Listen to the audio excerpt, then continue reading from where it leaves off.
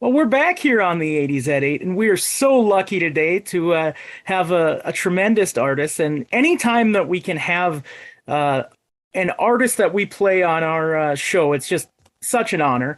And so today we have a singer, guitarist, writer for the band Animotion, Mr. Bill Wadhams, joining us today. Thank you so much for coming on the show, Bill. Thank you for having me, Harry. I'm happy to be here with you. That's great. And I just, like I said, anytime we can, have people that we play on our show and the music of the 80s, and that's what we're all about. My friend and co-host Craig and I just love the 80s, and that's what the show is all about. And, both him and I, really enjoy your music, and just so honored to have you. Thank you so much. Perfect. So let's go. Let's start from the beginning, if that works for you. Sure. Yeah. So, I'm sure in real life it didn't seem this way, but on paper, it seems like your journey actually happened pretty quickly as far as the band forming and then your album coming out. And then later on, Obsession becoming the worldwide hit that it was. It looks like the band joined in about 1983. Was it a pretty quick process, or how did that all come about? I guess it was a pretty quick process, although I feel that my involvement in music was, I began playing guitar at the age of 11, and I was always in a band from that time on. And I was 30 years old maybe 29 years old when I met Astrid Plain. And it was kind of out of the blue. There were a series of events that it didn't just happen to me. I had to reach for a few things. Like I got an opportunity to record in a school for recording engineers.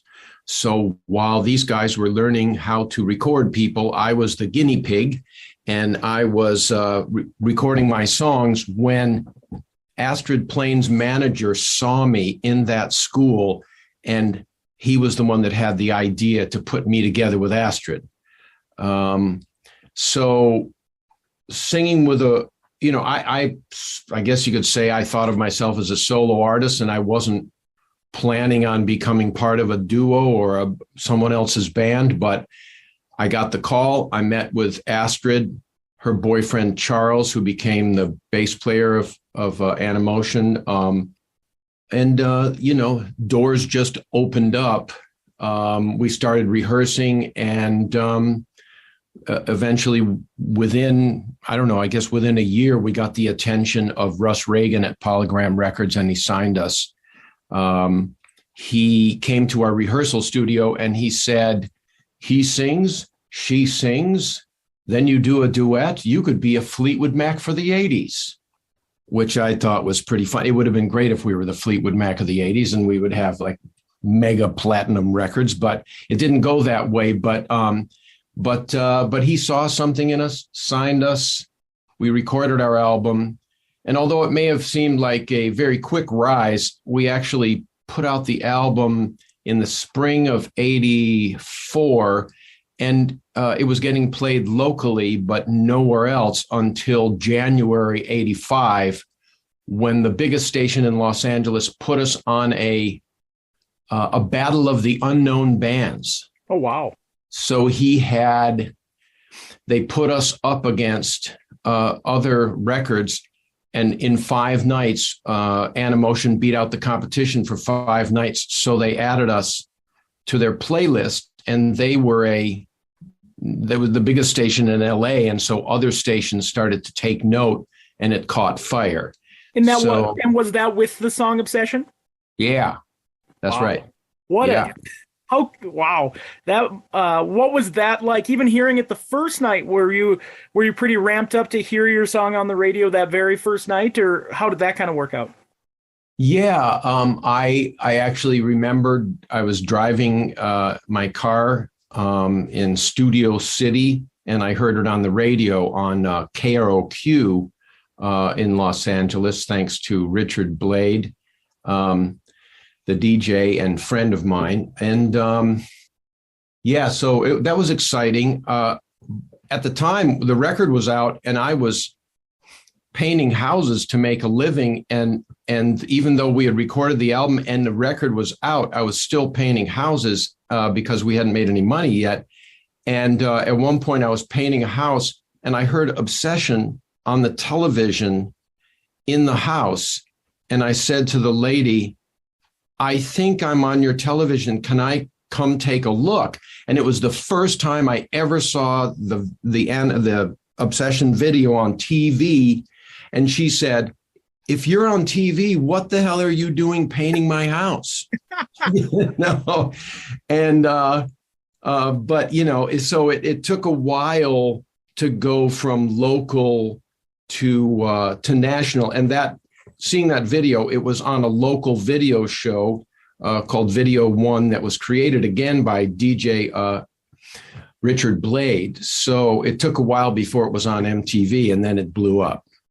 Very cool.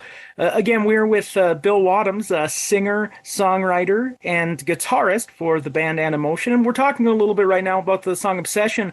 When you guys kind of first took that song in, because in that album you wrote a majority of the songs, Obsession was one that was previously recorded. What did you think when you had heard the first recording of the song and kind of saw it? And did you think it was a song that had some potential?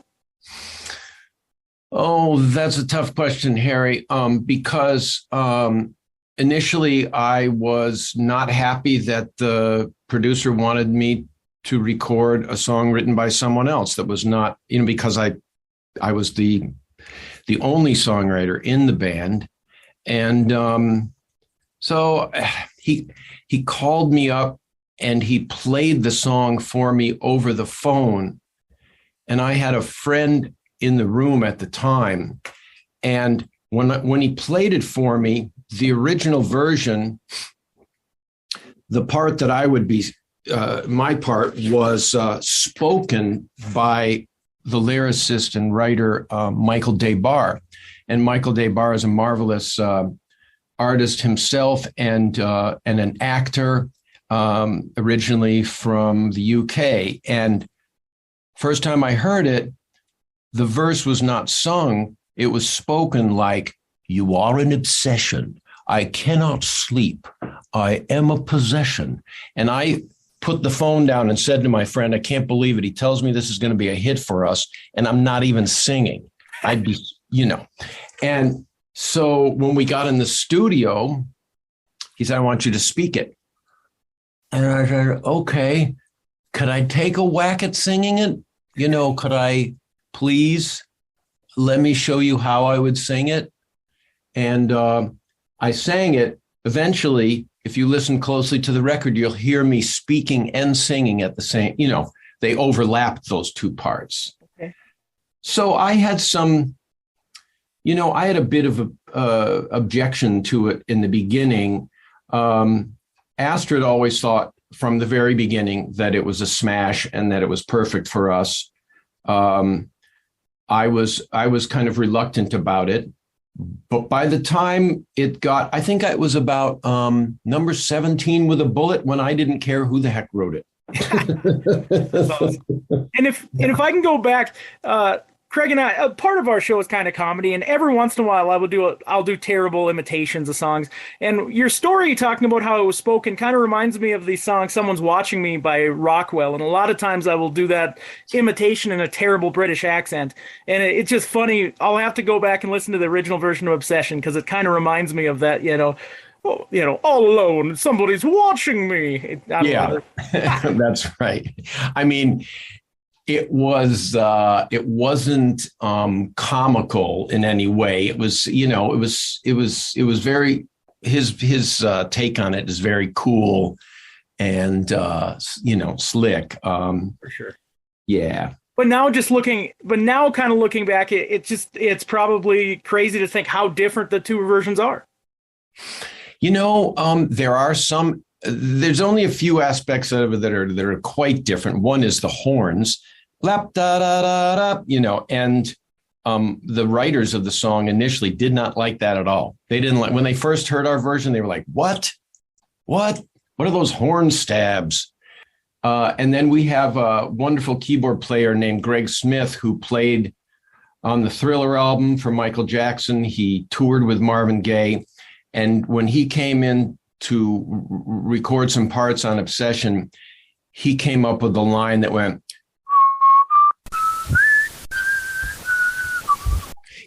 so a very distinctive hook. Otherwise,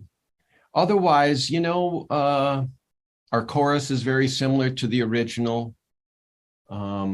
It's got to hand it to Holly Knight and Michael Day Barr. They wrote a very compelling song that was just appropriate for the time as well. Last thing about Obsession, I still remember the video, even playing in the 90s. Talk a little bit, what was it like making that video? You had a couple wardrobe changes, and was it a fun video to make? What was that like, and when did that take place? Was that after it had kind of become a hit, or was it before? It was definitely before. And let's see. I'll tell you a couple things quickly. At the time, I was engaged to be married, and I told the director, I don't want this video to be about me and Astrid acting like we're in love with each other. Mm-hmm. So he said, okay, let's make it like a Fellini movie where there's a lot of characters interacting. And so we got in these costumes and we went up to this mansion in the Hollywood Hills.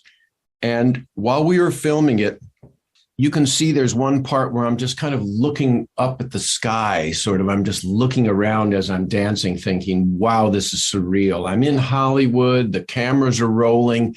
The Hollywood sign behind us. I'm dressed like Mark Antony. This is all really bizarre and weird and goofy. And I don't think it's going anywhere. I thought it was all good fun. And then I would go back to doing something else. There you go. Now looking back, what do you think of the video now? Now looking back, now getting close 35 years ago, how do you kind of see that video now? Well, I see it the way that my youngest brother responded to it when he first saw it. And that was, he said, I can't tell if this is really cool or really stupid. And it's goofy.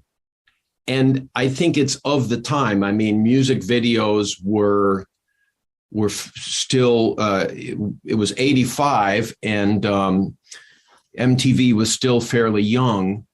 Looking back, I'll tell you, if I were to redo sort of our it's stupid to say, but if I were to redo our persona, I might lean more towards Depeche Mode, Gary Newman, The Cure, sort of dark and cool. We had a tendency to do colorful and goofy, running across the desert in Let Him Go. And we finally got dark and cool on I Engineer. Yeah, and that's both songs we're going to bring up, and that transitions. So after Obsession, you had your personal first number song to hit the top 40.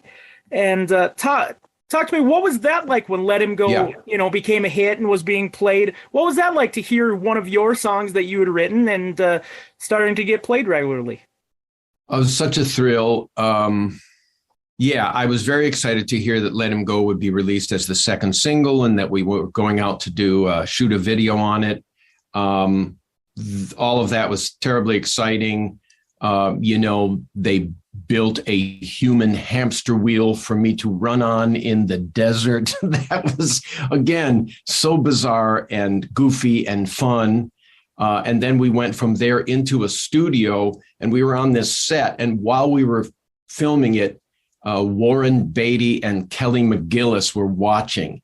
And so because Astrid had met Kelly and Kelly brought Warren, and it was so Hollywood. It was like, it was crazy fun. And I was thrilled to climb into the top 10, making us a 2-hit wonder. And talk a little bit about the songwriting process of Let Him Go. Sure. While I was painting houses, I was listening to a radio shrink It's like a podcast of the 80s, sort of. Dr. Laura Schlesinger was on local radio. And I thought it was a gas to listen to people call in and say, oh, my boyfriend is giving me a fit, or my husband or my wife is giving me a hard time. I'm having a rough time. I want to save this or whatever. And I went away, and the lyrics are very kind of much in that particular one, a little bit like pop psychology, like let him go as this is, give him the freedom that he wants. It's the only way he'll come back to you. So that's kind of where that was coming from. Listening to it and what you said earlier about thinking that you could be kind of Fleetwood Mac, kind of Fleetwood Mac of the 80s, to me, that song has, there's some qualities, and especially how you split the vocal and even some of the lyrics. There's a Fleetwood Mac quality to it, in my opinion. I appreciate that. I'm a fan of Fleetwood Mac. I'll tell you, the chorus changes are the chord progression in the chorus is derivative of the chord progression of one of my favorite Supremes song, Set Me Free, Why Don't You, Babe? Get Out My Life, Why Don't You, Babe? It was a similar, I as a kid, I loved Motown, and I remember that song just seemed so dramatic to me, and I was reminded of it as I was writing the song, and so that's got a little piece in there. Very cool. And that was your first album, and then transitioning to your second album, which was Strange Behavior. Yeah. And what do you think was the main differences between those two albums, Bill? Well, when we began recording our first album, the producer said this will be a rock album, no dance music. And my music, all the songs that I'd written on there were kind of pop rock. I was, very big, huge fan of the Beatles, and then influenced by what the Police were doing. And so if you listen to my songs, you'll hear those influences in there. And Obsession is so different. So as we were going into album number 2, the keyboard player, Greg, says, well, they're going to want more Obsession. And I said, no, they just want great songs. Well, I think both of those things are true. So all of us were trying to figure out how to add some of the elements of what makes Obsession, what people might think, oh, well, this is Animotion. And incidentally, the song Let Him Go did not initially have a synthesizer bass. It was more of a rock song, but the producer took it to New York City and added this boom, dum, dum, dum, dum, dum, dum bass, which was kind of similar to Obsession. So now going into album number 2, it was like, how do we incorporate synth bass, sequencers, horn stabs, all that sort of stuff into this next album. And also everybody in the band, when they realized that the person who writes the music makes the money, all of them started competing with me for songs on the album, which is good. I wish that I had written more with them, but I wasn't used to, I only had one writing partner at the time, a guy named Rick Nair, who wrote I Want You with me for the second album, and he wrote Run to Me with me for the first album. So I wasn't really used to writing with other people. So Greg and Don went off and wrote with some other guys. And then we came in, and they got three songs on the album. I got 3 and Don got 3. And so now it was more of a band collaboration effort, and it sounded more like Obsession. The record company thought, we want to hedge our bet, so we want another song with Holly, by Holly Knight. So Holly Knight had written this song, I Engineer, with Bernie Taupin, lyricist for Elton John, and they thought, let's have Animotion record this. It's bound to be a winner. And on the U.S. charts, it did hit the top 100, but internationally, it was quite a big hit. It actually hit number 2 in Germany, if that's correct. You've done your homework, Harry. Yes. But I love that song. I mean, it's a song I remember hearing when I was pretty young in the 90s.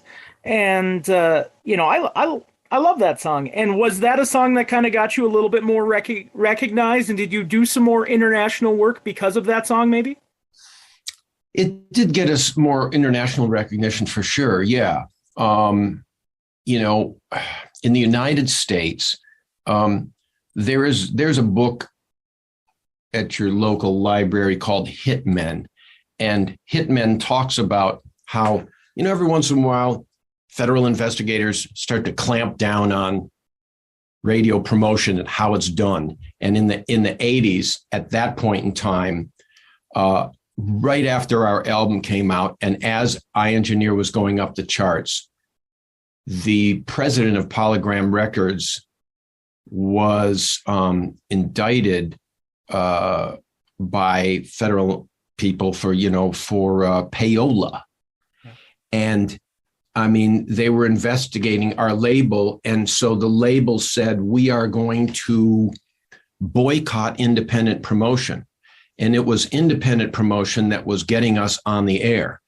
And so when the independent promotion went away, our record fell off the charts. Whether the song was strong enough, the album was strong enough to really carry us to the kind of success we had on the first one, I really can't blame it entirely on that investigation. But when they boycotted independent promotion, I said to the promo department of Polygram Records, what does this mean for us? And they said, it means your record's not going to get played. So that was heartbreaking. For sure. And timing, as I'm sure in any business, but especially the music industry, timing is everything. Yeah. One thing I'd like to ask is, so in addition to recording and all that stuff, talk a little bit about your live tours. Who were some of the bands that you went on tour with regularly, and what was the kind of tour side of it? Did you enjoy the live performances? Absolutely. Absolutely. One of the first shows we played with was Midnight Oil, and wow, Midnight Oil was just breaking, and Beds Are Burning and stuff. They were extremely exciting. We didn't tour with them, but we played with them. That was one of our first big shows. Then we were invited to open up for Depeche Mode, and that was our first, show in front of thousands of people, and I mean 15,000 people in this case at Irvine Meadows Amphitheater. And it's just, I don't know. I think in terms of being a young man with dreams of being a rock star, that was just stupendous. It just blew my mind. And after that, we toured with Howard Jones, a fabulous person as well as an artist. That was so much fun all over the United States and Canada. That's the year that he had a mime on stage with him, which is very fun and comical. And we were, our double bill was selling out, and wow, it was breathtaking. That's great. Last thing, Bill, as far as we will take a break here and we'll play one of your songs. What of the songs that you had in the 80s from Animotion, what song would you like us to play right now? Up to you. Sure. How about there's a song called Everything's Leading to You.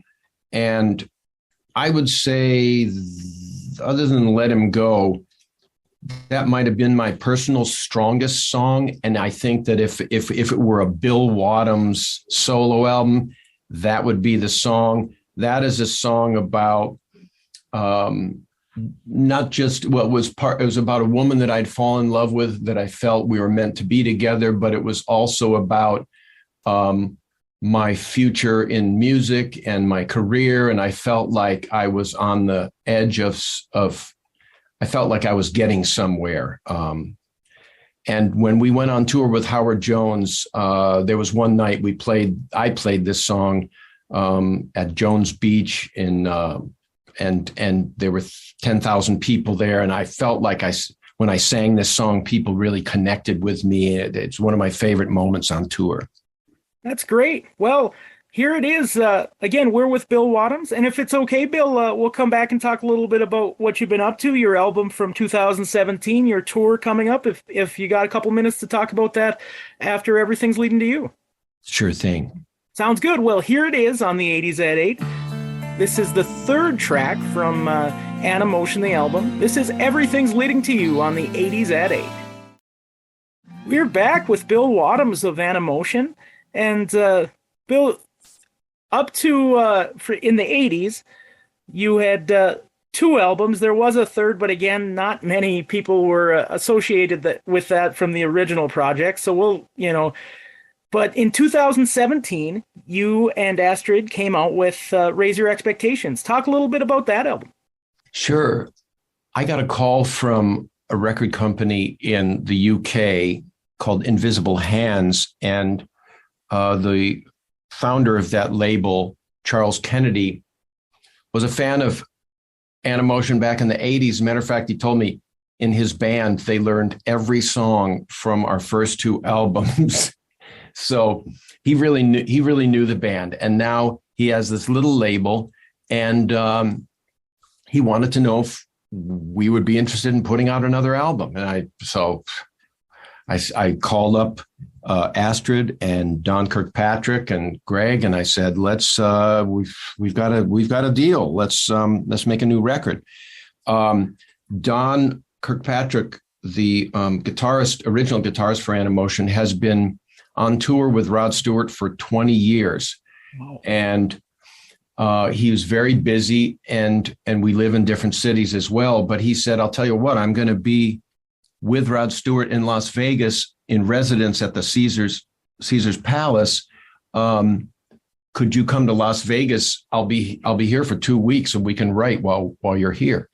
So I was like, okay, sure. So we went to Las Vegas, and we worked with the musical director for Rod Stewart at the time, Chuck Kentis, who's a keyboard player. He'd been with Rod Stewart for almost 30 years. And so we got together in this hotel room and we started to bang out some songs. And that was the genesis of the record. And how would you say the music is different from the first two albums? Has it evolved? Has it changed? What would you say is the main difference between the 2017 album of Animotion and your previous works?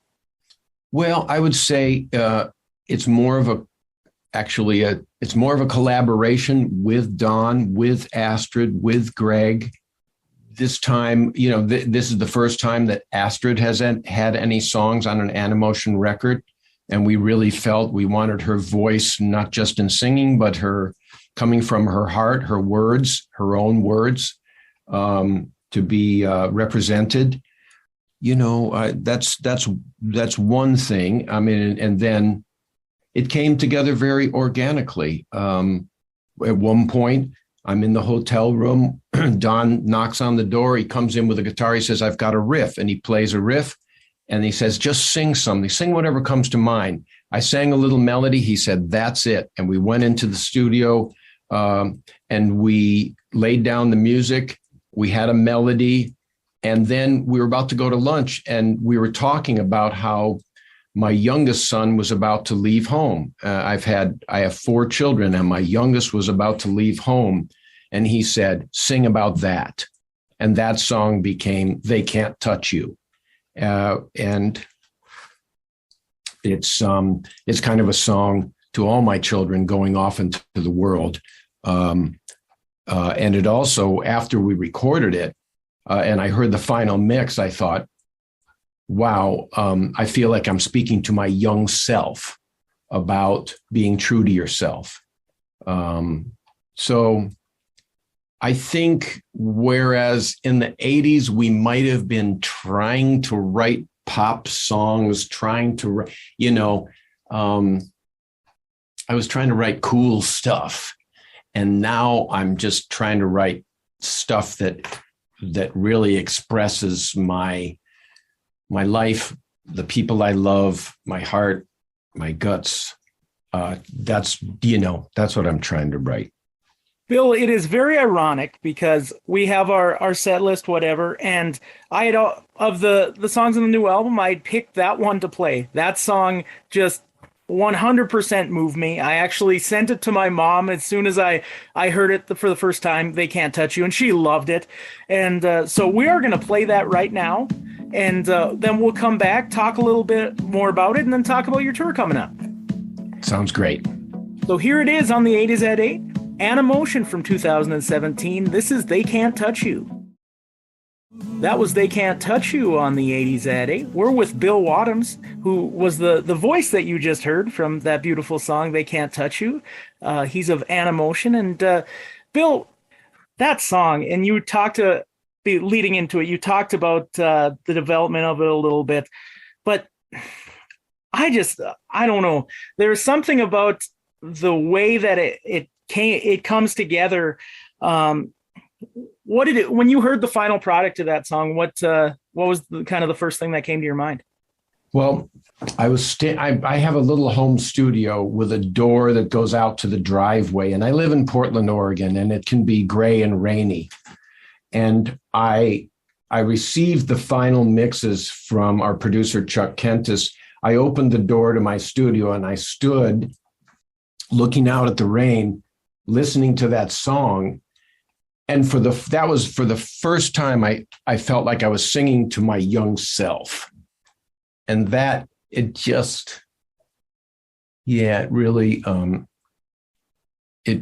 really, you know, as I said, I wrote this song with my children in mind. And then I'm standing there thinking of myself as a young person going out into the world and my life flashing before my eyes. But I felt like I've written something and recorded something that really hits the mark in terms of it conveys what I wanted it to convey. And my collaborators on it just did an excellent job. So I was very moved when I heard it myself.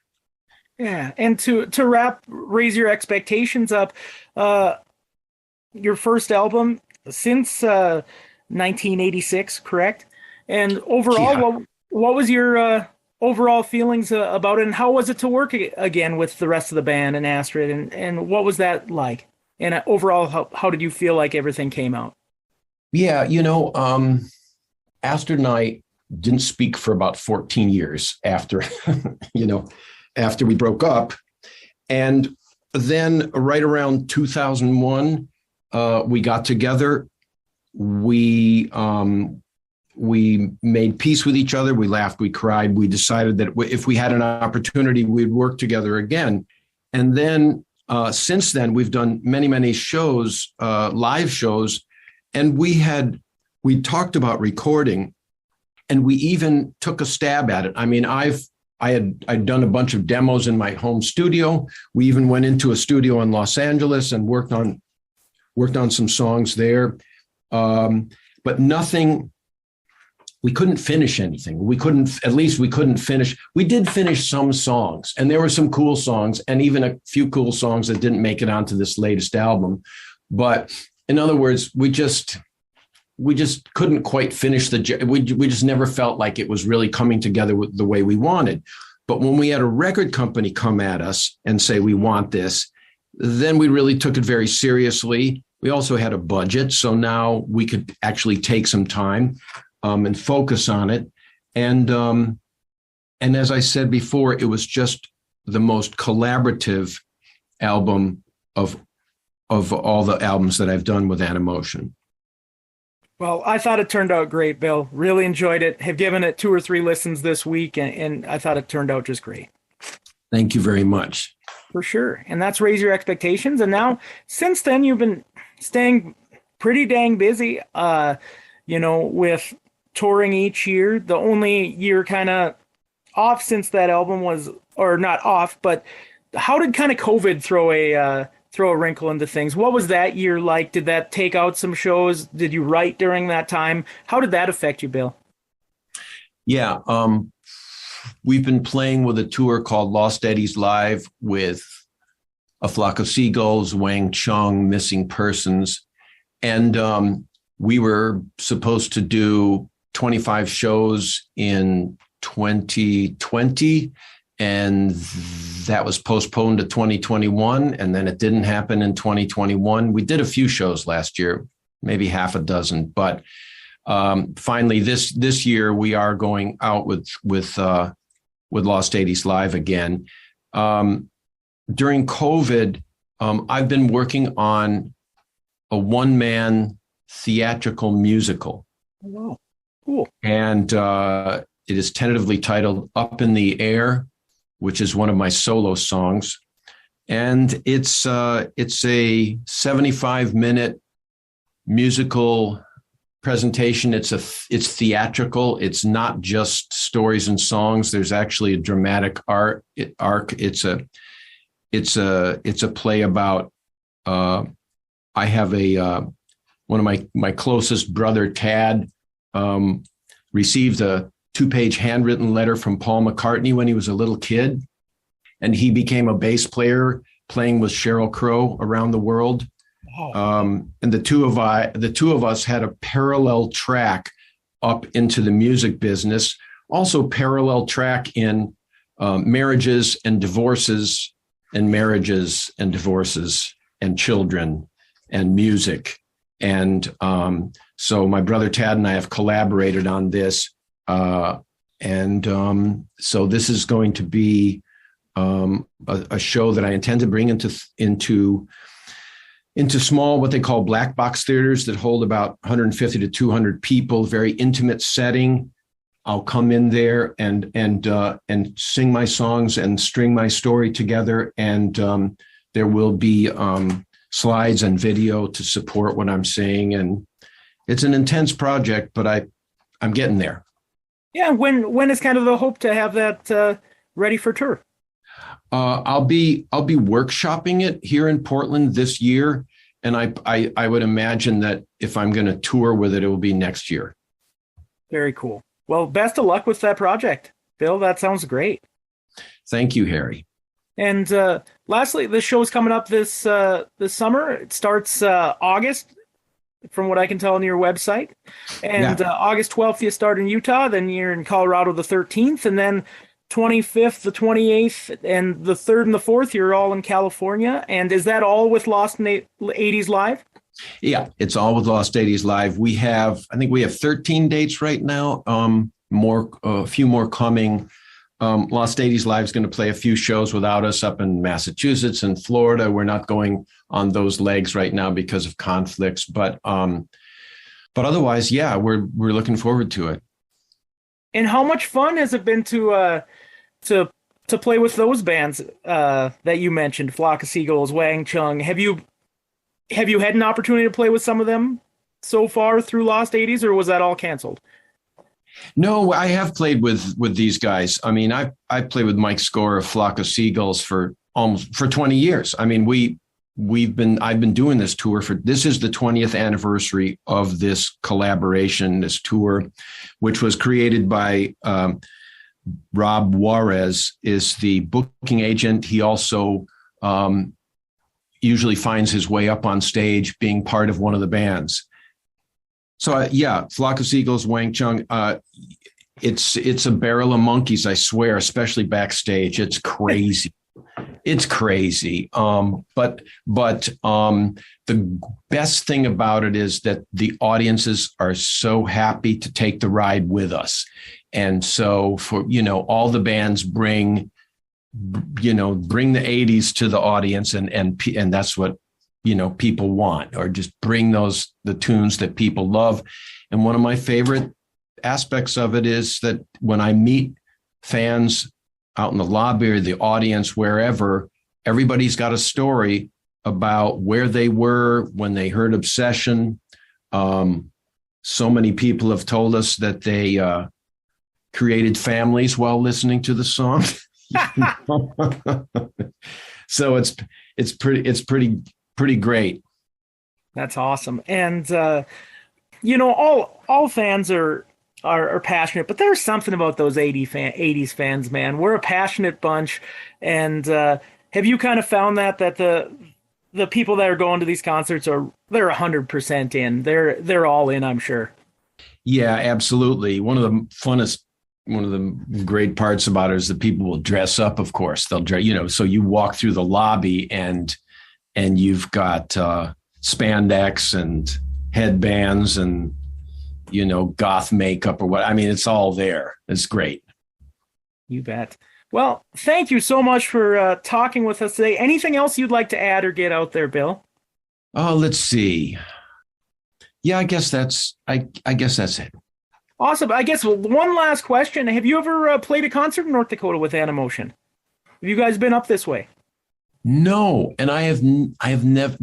I've been to many states in this great United States.